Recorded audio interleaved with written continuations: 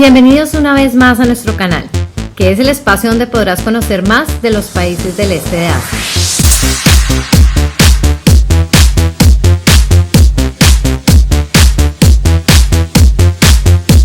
Yo soy Mónica.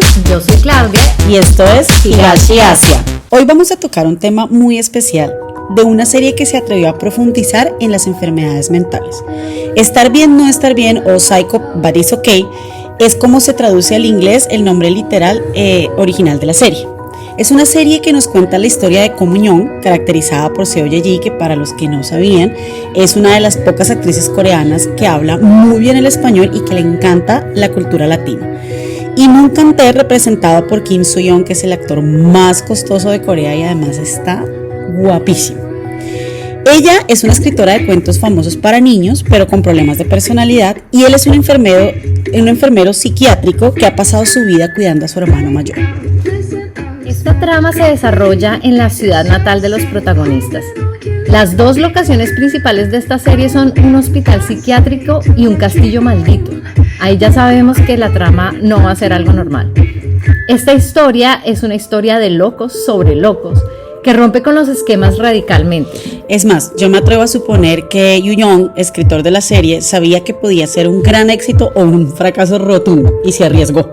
Sí, la historia no podía tener tintas medias, pues es que toca un tema muy espinoso en ciertos países del este de Asia y es el de las enfermedades mentales, ¿no? Claramente el escritor se lanzó de cabeza a contar este pedazo de historia, quizás incluso sin imaginar su impacto en el público. Bueno, un poquito de contexto. Las enfermedades mentales son un tema muy espinoso para las culturas del este asiático. Que se atrevieran a abordar esta temática de lleno como tema principal del drama, la verdad es que sorprende. Los asiáticos ven las enfermedades mentales y en general cualquier tipo de discapacidad como un tabú. Pero es que no solo son las enfermedades mentales. Yo debo decir que una de las cosas que me sorprende, pues por lo menos aquí en Japón, es no ver discapacitados en la calle. Es cierto, es un tema del que no se habla mucho. Si hay un enfermo en casa es mejor ocultarlo, hay un poco de vergüenza y mucho miedo de afrontar a la sociedad con este problema. Tanto para los enfermos como para sus familias es muy difícil enfrentar la realidad. La serie se pasea por los rincones de la psique humana y también por la sordidez del lado oscuro de la mente para mostrarnos una exquisita mezcla entre belleza, fantasía, cursilería, comedia y terror.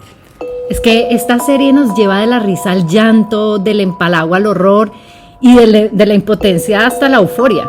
Así es como se logra la sensación de empatía que hace al drama ser muy exitoso.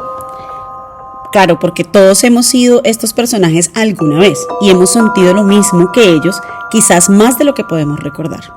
Bueno, ahora entonces hablemos de los personajes.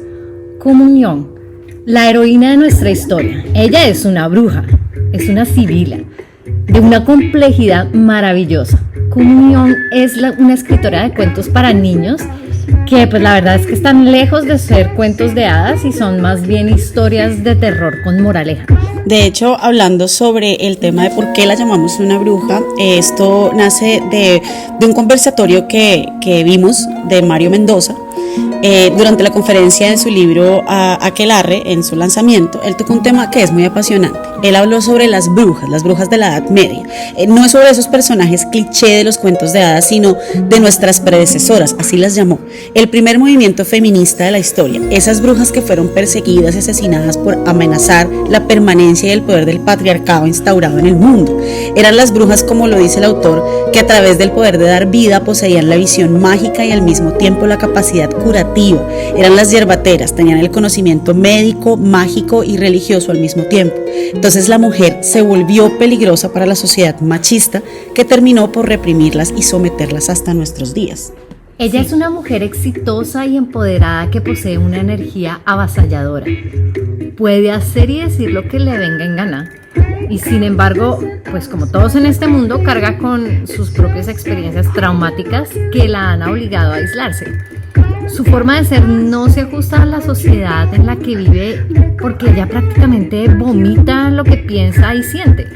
Esto, por supuesto, está mal visto en los países del este de Asia, especialmente en las mujeres. Es que no es una cualidad y claramente se lee como algo rudo. esta escritora la gente la interpreta como una mujer desvergonzada y carente de modales. Quizás muy superficialmente podríamos pensar que ella es una psicópata en potencia, caprichosa y egoísta, pero es todo lo contrario. Y al intimar más con ella encontramos algo mucho más poderoso, y es que es una mujer muy empática, que incluso ha estado dispuesta a ser malentendida por el mundo para proteger a los más débiles. Ella es una bruja, y no llamarla bruja sería irrespetarla. Es la bruja que nos reivindica, ella es la Sibila que somos en esencia. Ella es poderosa, mágica, libre y solitaria. Bueno, hablemos ahora entonces de nuestro protagonista masculino, Moon Kang-tae. Guapísimo, guapísimo, guapísimo. Sí, bastante. Su vida ha sido de dedicación y sacrificio para proteger a su hermano mayor, que padece autismo y que, para terminar de completar, vive una experiencia traumática y sufre episodios de pánico cada vez que ve una mariposa. Él se ha olvidado de sí mismo y de sus necesidades. Ha estado viviendo con esa convicción de que su hermano mayor es una carga que lo esperaba desde que él nació inclusive, y que por eso debe llevarla con paciencia y resignación. Incluso tiene una frase favorita que se la repite todos los días a sí mismo, y es: tú eres mi todo, porque esa es de alguna manera su forma de controlar sus emociones y de convencerse a sí mismo de que está haciendo lo correcto, que está cumpliendo con su única misión en la vida, que es cuidar a su hermano Moon Kang-tae. Bueno, uno de los personajes más bonitos de esta serie es Moon Kang-tae. Él es el hermano de nuestro protagonista masculino y padece algo conocido como trastorno del espectro autista. Es una afección neurológica que comienza en la niñez y que dura toda la vida, que afecta el comportamiento y la interacción de una persona con los demás y la forma como se comunica y aprende. Moon Kang-tae en un principio dependen un 100% de su hermano menor, pues ambos son huérfanos y solo se tienen el uno al otro. Este personaje es increíble porque en apariencia es el más débil, pero se convierte realmente en el salvavidas de su hermano y de nuestra bruja comunión. Bueno, acá tenemos otros personajes. Tenemos también a Namjoon.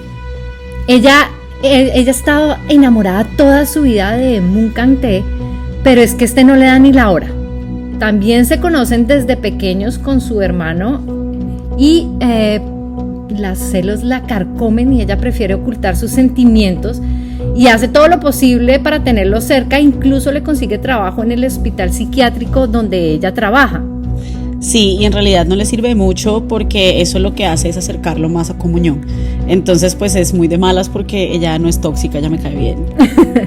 Sí, tenemos también a Oh Ji-won, quien es el director de la clínica psiquiátrica para la que termina trabajando Moon Kang-tae, de enfermero, pero él termina incluso convirtiéndose en su paciente, como también lo hace su hermano, a quien este psiquiatra acepta el reto de quitarle la fobia a las mariposas. Sí, es un personaje muy interesante porque él parece que estuviera más loco que los locos a los que él atiende, pero en realidad es una persona muy inteligente y logra resolver muchos de los casos. También están el CEO de la compañía que publica los libros de Ko Mon-yeong y su asistente. Él es el manager, siempre anda detrás de ella arreglando su imagen como escritora para mantener su popularidad. Termina enredado con los caprichos de ella siempre, y como a todos en la serie, la vida le cambia al conocer a los hermanos Moon. Su asistente, podríamos decir que es un personaje bastante particular porque es única. Es más rara que un perro a cuadros. Sí, ella es bien extrañita.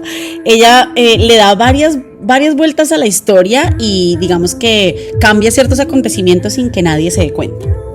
Hay muchos más personajes, unos más relevantes que otros, pero para no dar spoilers no podemos explicarlos a todos. Eso sí, pónganle mucha atención porque hay unas sorpresas grandísimas. Ok, entremos en materia con la trama. El primer capítulo comienza con una animación al estilo Tim Burton, que yo diría que es espeluznante y tierna a la vez. De ella nos vamos adentrando en un universo de fantasía que no es otro lugar que la psique de los personajes. Se alza un hermoso castillo en la mitad de una montaña. Allí está encerrada una bruja muy hermosa entre el bosque maldito. Ella está bajo un hechizo que solo el amor verdadero puede romper. Justo cerca del castillo hay una ciudad bordeada por el mar. Es que tal cuento de hadas completo. Sí, literalmente es un cuento de hadas. Esta es una carretera sinuosa que parece conectar al castillo con un hospital psiquiátrico. Entonces aquí ya pasa de cuento de hadas a cuento de terror. Allí hay un secreto que aguarda para ser revelado desde hace mucho tiempo. Así narraría yo esta historia si tuviera que contarla, digamos que de manera literaria. Esta serie nos cuenta la historia de amor entre Moon-Canté y Comunión. Ambos son el primer amor del otro desde niños, cuando se conocieron en su ciudad natal a través de una experiencia que los dejaría marcados para siempre. Comunión le salva la vida a Moon-Canté. Después de eso, él queda prendado de la chiquilla. A pesar de que ella es extraña y solitaria y es bien terrorífica, él la persigue a donde quiera que ella va, como si estuviera bajo un poderoso hechizo. La vida de Comunión no es para nada normal. Ella es la hija de una excéntrica escritora de novelas de misterio y de un arquitecto que comienza a padecer demencia desde joven. Viven además aislados en un castillo en medio de una montaña rodeada por un bosque oscuro, de ahí que la niña pues no se comporte como lo harían otros niños de su edad. Sí, es que además a ella le tienen miedo los demás niños que estudian con ella. En consecuencia, ella no tiene ningún problema en mostrarles su lado oscuro, o sea, como que lo hace a propósito para que le tengan miedo. Y a pesar de eso, es Moon-Canté quien insiste en perseguirla hasta que un día, por una razón que ya verán, ella le muestra a su pequeño príncipe una escena terrorífica y pues así logra que deje de perseguirla. Se lo quita de encima, sí. Al poco tiempo, Moon-Canté debe huir de su ciudad junto con su hermano, que padece de autismo, como ya les habíamos explicado. Después de la muerte de su madre, ellos están en peligro de que los separen y los envíen a orfanatos distintos, así que por eso huyen. Ambos huérfanos se dedican a vivir como nómadas por mucho tiempo hasta que se encuentran de nuevo con Comunión.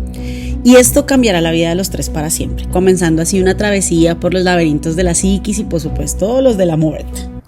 De las cosas más hermosas en este drama es la historia de amor profundo y verdadero. Y esta historia es la historia de los hermanos Moon. A medida que se desarrolla la serie, comenzamos a entender la relación de estos dos hermanos, esas dinámicas y el significado de la palabra sacrificio que ha sido tan mal entendida a través de su relación. Además, esta historia nos permite sumergirnos en esta familia, nos permite ser parte de ella y entender lo que significa para quienes viven en una situación parecida y que terminan sintiendo cosas como la culpa, el miedo, la negación y hasta el resentimiento. Esta es una trama muy humana porque a través de la serie entramos en el corazón de sus personajes. Sí, en realidad para los hermanos Moon encontrarse con Comunión cambia sus dinámicas. Ellos se ven a sí mismos, ella es como un espejo que les muestra en qué rol están viviendo y cómo tienen que cambiar esos roles para ser felices. Entonces arrancan a buscar la felicidad a través de haberla conocido a ella, que es lo que hace interesante la trama de los tres personajes. Es que además de eso, vamos a ver que se va a develar un misterioso asesinato que envuelve a estos personajes y eso le va a dar un toque de suspenso y una pizca de terror a esta serie, que es lo que la hace tan interesante. Bueno, hablemos de la estética de esta serie. Hace algunos años leí un libro fascinante que para muchos podría ser un poquito raro. Se llama Del asesinato considerado como una de las bellas artes y lo escribió Thomas de Quincey en 1827, o sea, hace ya ratísimo. Me parecía y me sigue pareciendo súper interesante. Resulta que hubo en Inglaterra una sociedad de expertos del asesinato. O sea, se reunía en un grupo de personas a analizar asesinatos.